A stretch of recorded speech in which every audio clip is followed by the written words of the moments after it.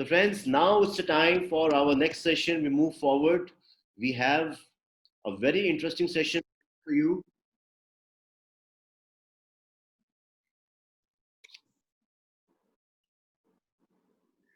and that is by Mr. Nikhil Goenka. So, friends, Mr. Nikhil Goenka is the director at PwC. So, something on him. Oh, hi, Nikhil. Wow, what a transformation, huh? Beautiful. Hi Anuj, hi Anuj, hi everyone. Okay. So, friends, I'll just show you the quick introduction of Mr. Nikhil Goenka. So right here, what we did on LinkedIn yesterday. So this is Mr. Goenka for you, Director PwC, and something about him. He has more than 15 years of structuring domestic and cross-border M&A transactions, due diligence, planning, and implementing mergers, hive-offs, and acquisitions. So friends, he is surely, as you can read here, an ace of his gig. So it's time to e-meet and e-train with Nikhil Goenka, Director PwC. And his topic of discussion is, I'll just show that as well to you. Uh, yeah, so as per the agenda, it is tax considerations in M&A deals during the new normal. And the new normal, we all know what the new normal is, right? So with that, Nikhil, all over to you, all yours. Thank you.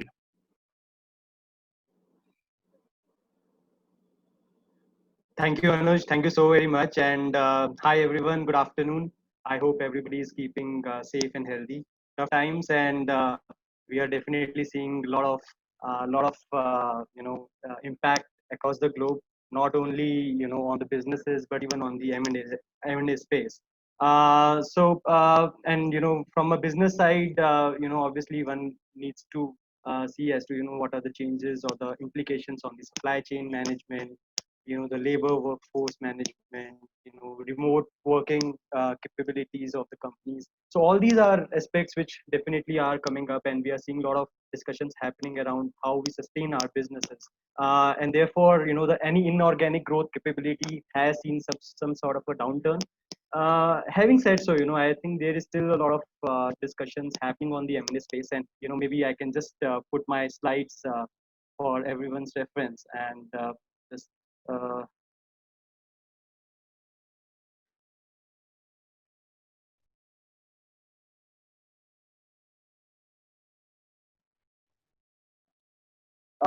I hope my slides are visible. Yes, Anuj, can you confirm? yes, they are visible. Sure.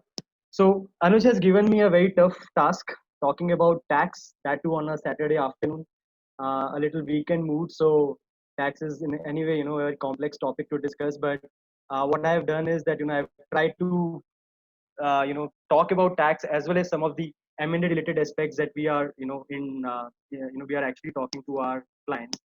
And before I talk about those specifics, some of the recent actions and news which you may have looked at, so M&A space is still active. I wouldn't say much, but yes, there are a lot of activities going on, majorly on the fundraising or utilization of cash for for undertaking buyback transactions or even for delisting. So things around this are happening, and that's where a lot of auto companies are also thinking to taking this time out to relook at their relook at their structures, relook at their businesses, the way their holding companies are are put, and what more efficiencies can be found. Now, before I talk about these tax considerations, white tax, focus under the new normal has been on cash management, how we can conserve cash. And one of the best ways to conserve cash is to look at your cost optimization strategy. And tax is a cost of the company. Tax to any of the business. So the fact that there has been a focus on how you conserve your costs, which are your business costs, but at the same time, if there are avenues for looking at your businesses to conserve on tax cost also, that is also something which has been a focus area with a lot of Indian promoters and multinationals that we work with. So from an M&A space, what we are seeing is that this there's a lot of tax considerations obviously whenever there is a deal happening, but precisely about how you structure your deal and how you fund your deal acquisition is something which continues to remain the focus area. Well, this has been an area where a lot of discussions happened even under pre-COVID, but now when tax is seen to be as a cost, and that results in an immediate cash outflow for the company. Therefore, this has gained a lot of traction even today.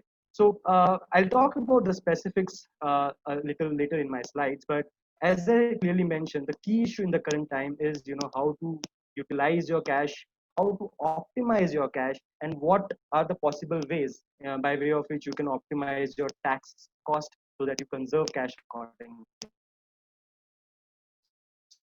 So this particular slide is talking about deal structure. Now, as you may know, and I'm sure that the distinguished participants here would have come across some situations on M&A during their business time. The fact that what we are seeing is that there is a possibility of structuring a deal either through a simpliciter business acquisition, or it could be by way of a share. Now, I come to both of them. So let's start with how a business deal would look like. So in the slide on the in this slide on the left side, if you see, there is a company A which, let's say, has a business and looking to make an exit out of a business or an asset. So the buyer could be looking at, instead of acquiring the shares of the company, could be looking at a straightforward business purchase. And this business purchase would mean that company A would sell the business to the buyer. Buyer will acquire that business and pay the consideration to company A itself. So what happens that from a tax side, obviously there will be a tax incidence on the seller entity, which is company A here. But one needs to also look at the possibilities of any tax attributes which may be available with company A to offset any gains which may arise on the transfer of the business. Now, as Ashish was mentioning in the previous session, that there has been a lot of stress on the valuation, and valuations are seeing some sort of a downturn. While one may say that these are short-term downturn, this is a short-term downturn phase, but quite possible that you may actually end up not really making significant amount of profit on a particular deal. But even otherwise, there may be reasons of the company already having some sort of a business losses in the ongoing year, so that all those tax attributes could be something which company A could utilize by looking at structuring their transaction under a business transfer standpoint. For a buyer, what benefit does a business acquisition give? Now, for a buyer, if if if the business is being acquired by the buyer entity, what happens that the buyer has actually paid the fair value cost for that business acquisition, and essentially the fact that the buyer has paid that cost, so it would be allocating that cost towards the various assets of business that the buyer has acquired pursuant to the deal. Now, a clear benefit which arises to the buyer is that the buyer is entitled to claim tax amortization of the purchase cost that it has paid. Now, this would be a third party scenario, so clearly there is a high possibility that a significant amount of cash consideration could be allocated towards some sort of a depreciable asset on which the buyer should be entitled to a tax amortization. So clearly a tax benefit for the buyer, because the consideration has actually been used to buy the business. If you see the share deal on this other side, the share deal in that case, the business has been bought up at the fair value, but the entire value of that purchase cost is actually logged as investments. So in the scenario that you see on the right side of the screen, in a scenario where shareholder A, let's say, is looking to make a complete exit from the target entity, then clearly the buyer would buy the shares of the target entity and would pay the entire consideration to shareholder A itself. But what happens for the buyer is that the entire value of the consideration gets logged as investments in the shares of target A, target company. But the problem is that with those investments, value being paid up, the fact that the target company continues to claim the tax amortization on the historical values itself, and there is actually no significant tax amortization benefit which would arise to the buyer in a shared share purchase scenario. There would be obviously aspects from the continuity of the tax attributes, and by tax attributes, it could be the unabsorbed business losses or unabsorbed business depreciation. Uh, these are aspects which one needs to see whenever structuring a deal, either from an asset or a business deal standpoint or a share purchase standpoint. There is a requirement to obtain a tax no objection certificate. So if company A in a business deal scenario where it is giving up its assets for a fair value consideration, if it has assessments which are pending before the tax authorities, it may obviously be required to obtain a tax NOC before undertaking the transaction of business sale. And likewise, in a share deal scenario, because it's the shareholder which is looking at selling of the shares of the target company, there may be a requirement to obtain a prior tax NOC on transfer of the shares. While there may not be a significant GST implication when one is looking at an asset deal, one needs to see how the GST implication could arise in a business transfer. While one view is that on a business transfer, there may not be any GST implication for the reason that business is transferred on a going concern, and as such, that way there may not be a GST implication. But yes, if the transaction is structured through an itemized asset sale deal, there could be a corresponding GST implication, which may be a cost on the transaction. One important aspect, and as I said, that in the current time, cash is a very important scenario. So while we are talking about an acquisition strategy, but the fact that for cash, in a business deal, what happens that the entire cash consideration gets locked up in company A, and therefore for the shareholder, if that money has to be taken out from company A, that could result in additional tax, leakages on such extraction. Whereas on a share deal scenario, what happens that the cash is getting pocketed in the hands of shareholder entity or the shareholder itself. So as such, for the seller, pure play, a share deal could be a better deal to go with. But understand a scenario, and I'll take you all to the next slide. That if a scenario where you have to, have you are looking to transfer only a business undertaking and not really the complete asset of a company, how could you structure a asset or a business deal into a share deal? And the reason, as I said in the last slide, that in a business deal, of a high possibility arise that the entire cash gets trapped in company A's hands, and then for shareholder to extract that cash into its own pocket could result in tax issues. So there could be a possibility that it may prefer a share deal, but the fact that company A has multiple businesses and the buyer is interested only to buy a single business undertaking, in that scenario, one may really need to see how a share deal could be structured. Uh, so what you see here is that shareholder A having company A 100% held two businesses, and obviously it is looking to looking for a high house strategy for the non-core business, let's say business unit 2 in our example. Then what it can look at is to do a demerger. Now obviously with NCLT getting involved in a demerger process, one needs to see as to the timeline that will be involved in structuring a deal through a demerger and then a share transfer. But the fact that it obviously offers an immediate uh, tax saving opportunity and accordingly a cash saving opportunity for the shareholder entity clearly makes this option viable and something to deliberate on. So if you see that for a shareholder, what it can look to do is to look at a demerger such that the business undertaking 2 gets moved out from company A to company B, and pursuant to that demerger, the shareholder will continue to hold 100% shares of company B. But what it has done is that instead of a single pocket, which was company A, which was housing both the businesses earlier, you have now two businesses individually and separately housed under different companies. And then for shareholder to look at a high house strategy for business undertaking 2, it can straight away look at share transfer and get the entire consideration in its own hands. So these are some of the strategic points which we are seeing in some of the cases that we are dealing in, and especially on an automotive sector where cash or fundraise has become a focus area. So what we have seen in some of the automotive clients which are looking to look at hive off of any non-core business or some sort of a real estate asset which is, let's say, housed in a particular company.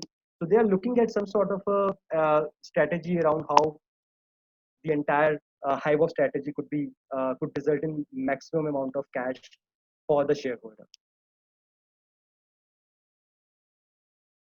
So what we looked at in the last two slides is how we can structure a simpliciter acquisition, either of a hive off or a business acquisition, in a way which could result in tax advantages both from buyer standpoint and from the seller standpoint. The other important aspect which has gained a lot of focus, and I'll come to the reason why, is the funding strategy.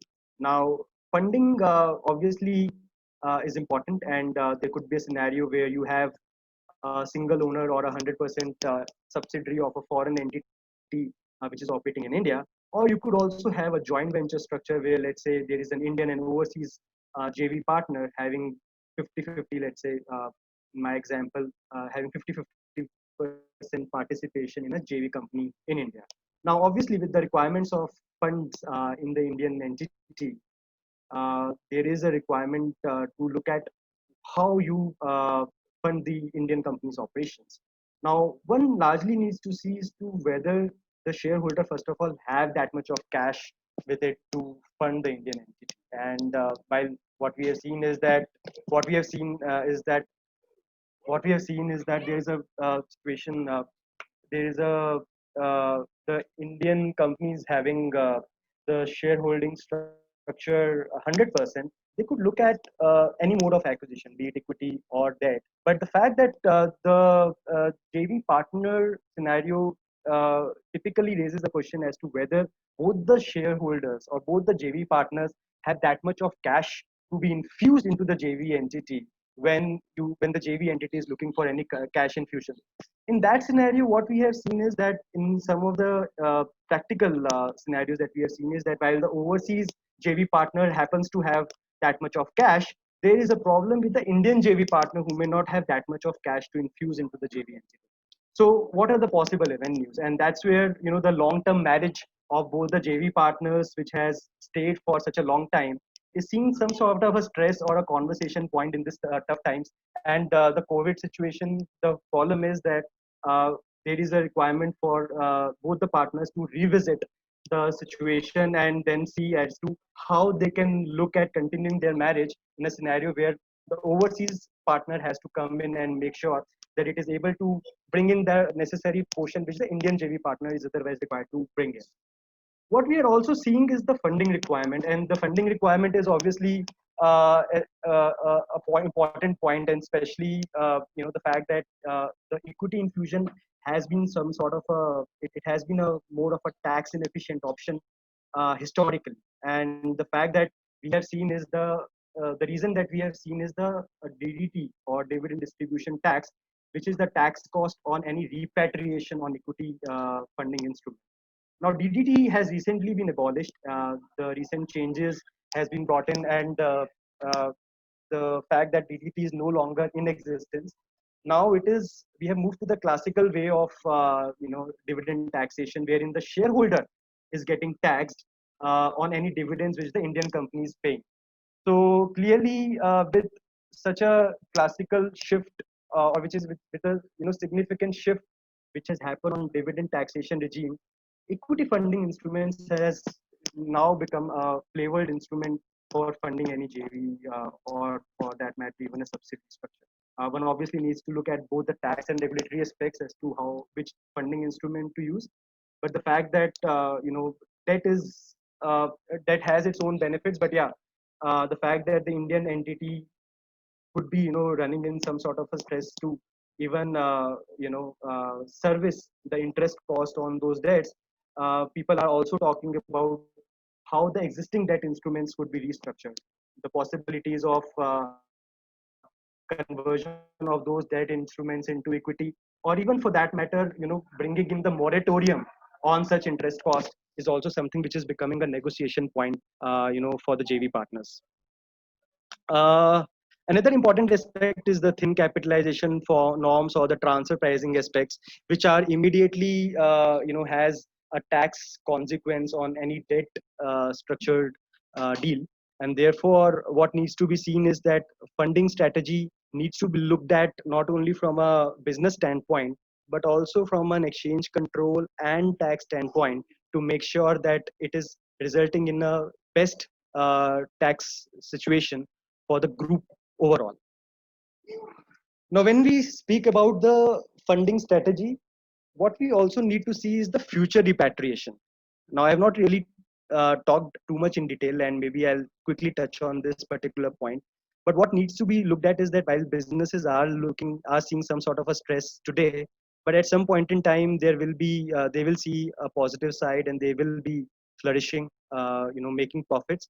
So at that point in time, there would be a need for taking that extra cash which these operating entities will generate back to the shareholders. And in that scenario, what we are seeing is that planning for a good repatriation strategy for the future is also something which is the talk of the town at the time when somebody is looking at a funding structure today.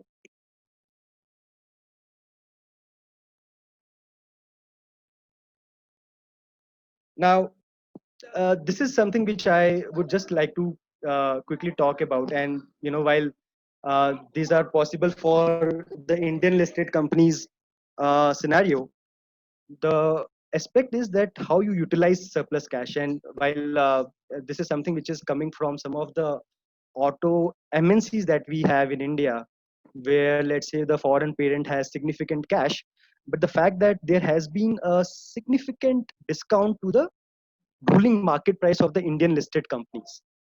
So a talk of the town is is there a possibility to look at increasing the shareholding of the promoter entity, and how this discount to the ruling market price could be used as an avenue to increase the promoter shareholding.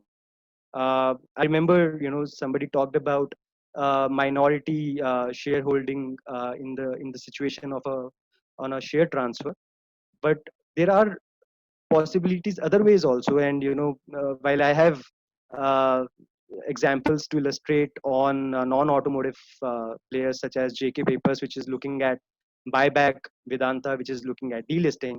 But the fact that the utilization of cash also is something which some of the promoters are even looking to so they are looking at conserving cash, but they're also looking to utilize the cash to their advantage in these tough times.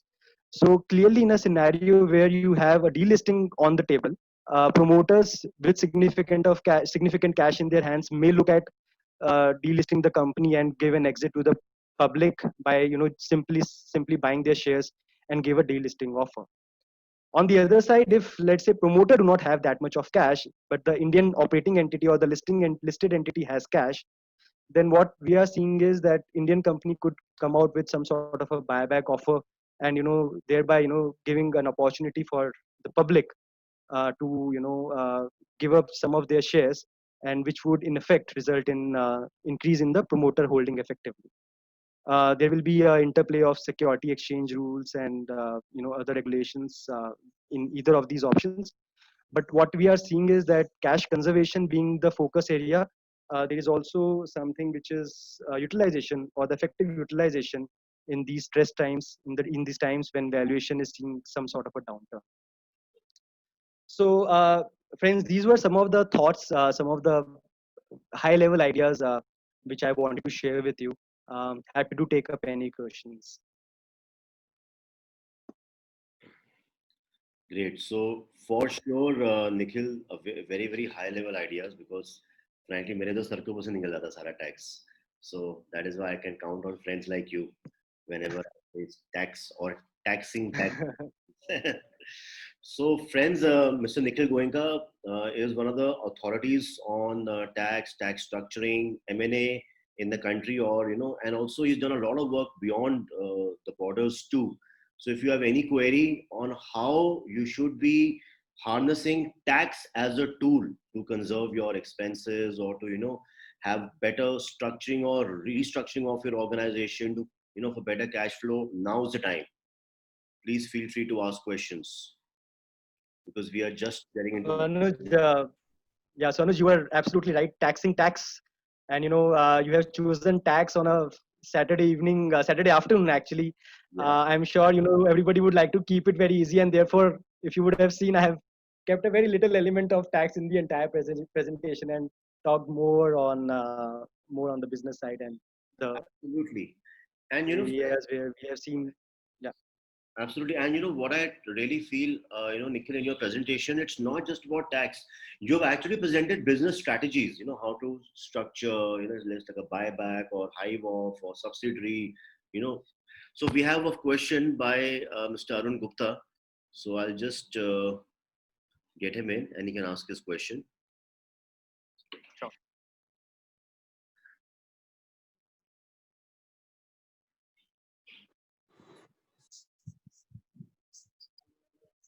Yes, Mr. Good Gupta. afternoon, sir. So, Good afternoon. please refer to your slide. Please refer to your slide where you say that deal structuring is like when we are selling an asset or when we are selling shares. So, in both you have Yeah. given we have to have a tax NOC. Suppose I have a business and I am selling some of the assets, maybe in the company name assets like machinery and like that. So here I just issue an invoice, charge GST, and with know-how I can give with know-how.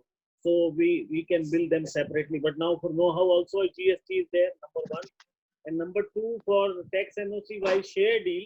So that is required for the seller or for the buyer. So, Arunji, a very valid point, and this is something which we are seeing in a lot of the large transactions. Mm-hmm. See, the requirement of a tax NOC is emanating from the fact that a taxpayer should not, just take out the assets, or do a different entity or do a different structure without making sure that the taxpayer is left with significant amount of cash to settle the existing tax outstanding liabilities. So the focus here is that in a share deal, obviously the requirement of a tax NOC will be from the shareholder standpoint, which is the seller shareholder, because seller shareholder is actually taking out the investments, and for the tax authority it needs to look at that whether the seller shareholder is appropriately compensated, so that if there is a demand of tax on that seller shareholder tomorrow, it should not say that I am bankrupt or do not have that much of cash to service the tax liabilities. In a business deal scenario, the scenario has to be seen from the entity which is looking to transfer the business. Now, in your example, what you mentioned that you are looking to transfer a machinery or a small asset. Now, in these scenarios, one typically would not really go to the tax NOC or tax officer to obtain any NOC for that matter. But yes, this transaction NOCs become really important when you are doing a significant disposal of an undertaking or shares, because there the value of the businesses are high, and the fact that this is also coming from the buyer's requirement, because buyer would want a very clean title to those assets which it is acquiring pursuant to a deal, and therefore be it a share deal where it is acquiring the assets, or be it the business which it is getting acquired, in both the transactions, the buyer would really insist on a clean title and would really not want to have any tax linkage, as far as the transaction is concerned. No, but in this case, I understand that when we are an old company and as per income tax, there are various laws to value the shares. Earlier, it was not. Yeah. 5 years back, it was not. Now they are Yeah. valued either on their basis of their reserves and something like that, and also on the basis of the asset current value, what company Yeah. like that. Yeah, yeah, yeah, absolutely. So you are absolutely right. And in a scenario where you have third parties dealing with each other, that transaction has to happen at a fair value. And there, one would really not take reference from the rule book which is given under the Income Tax Act, for the reason that it basically gives reference more towards the hybrid book value or the book fair value, wherein it is only giving fair valuation to certain category of assets such as land or shares. But other than that, in a normal third party scenario, one would assume that this, because if it happens on a fair value, then that value would obviously be more than the tax value which is given, it clearly becomes a very important aspect when you are looking at a group restructuring. And if I think this was the point which you were to have a reference valuation for even a group reorganization. In that case, one would need to see, are you meeting those aspects or valuation benchmarks? And if you are, then you are good to go. Great. So, Thank you. great. Very good question, Mr. Gupta, and fantastic answer, Nikhil. So we are approached lunchtime. So if there are no any more questions, we can quickly, Nikhil, what we can do, we can quickly show everyone our 3 different scenarios of the case study, which we will have simulations post lunch. So Sure. Just give me a second, Anuj. Yeah. So if there are no questions, then we will just quickly open up that slide. All right. And even if there are questions, you know where to post them. You can post them in the comments on the M&A masterclass page. So I will just share the screen and I will just show you what we have here. Okay. Friends, these are the 3 case studies that we have for the simulation game post lunch. All right. We will have 45 minutes. So we will spend 15 minutes per scenario. All right. In fact, if you, what you can do, you can take a screenshot right now and go through it while having your lunch. So let it be a working lunch for you on a Saturday. All right. So please take a screenshot of this.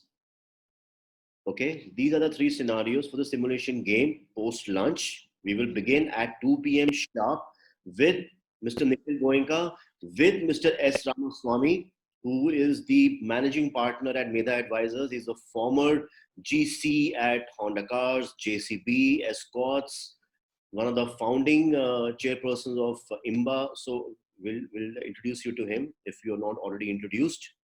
All right. So I assume everybody has taken a screenshot of this. So I'm removing this right now. Okay. And so officially lunchtime, friends, and during lunch, if you wish to network, we have a way for you to network. And what is it? It's right here, as we had promised you. It's a networking lunch, just the way you do in our real life programs. So all you got to do is go to our website and click on VAF community. Okay. And here you have the links to download the VAF networking app. All right. This is the App Store. You can just click on it. It'll go to the App Store. This will take you to the Google Play Store. And from here, you can download the World Auto Forum networking app. And the top automotive and mobility CXOs are on our app. So of course, even I'm there on the app. So see you in a while. I'm right there. You just search my name, Anuj Juglani. Send me a message. I'll reply back. That'll be a testimony that you have downloaded the app and you're using it. All right. So wish you all the very best for networking during the lunch. And the 3 case studies are there with you, which we resume at 2 p.m. sharp IST. Right. Thank you so much, friends. Have a nice lunch. Thank you. Thank you. Thank you, Nikhil. Thank you. Thank you. Thank you, Anuj. Thank you, everyone. You at 2. Thank you. Yeah, sure. Thank you.